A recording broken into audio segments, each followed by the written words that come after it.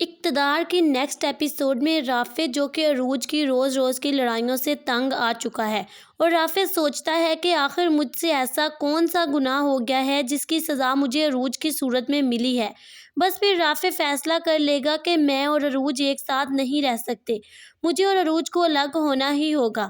آخرکار رافع عروج کو ڈیورس پیپر بھیج دے گا۔ عروج جیسے ہی ڈیورس پیپر دیکھے گی تو عروج کے تو پیروں تلے سے زمین نکل جائے گی۔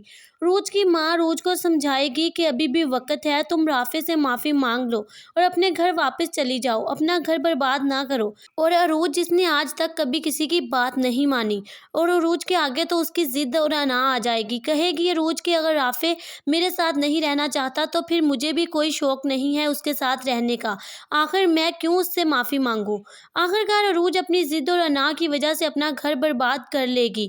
اور پھر رافع کی ماں رافع سے کہے گی کہ اگر تم کہو تو میں صادقہ سے تمہاری اور مسکان کے رشتے کی بات کروں، مسکان بہت اچھی لڑکی ہے اور میرا خیال ہے کہ تم اس کے ساتھ خوش رہو گے۔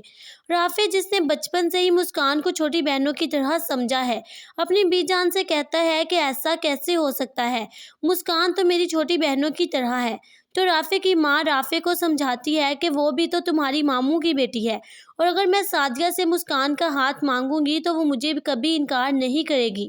بی جان کہتی ہے رافع سے کہ آخر کسی نہ کسی سے تو تمہیں شادی کرنی ہے، اور پھر مسکان تو ہماری نظروں کے سامنے بڑی ہوئی ہے، تم مسکان کو اچھی طرح سے جانتے ہو اور اس لیے مجھے لگتا ہے کہ تمہیں مسکان سے شادی کر لینی چاہیے۔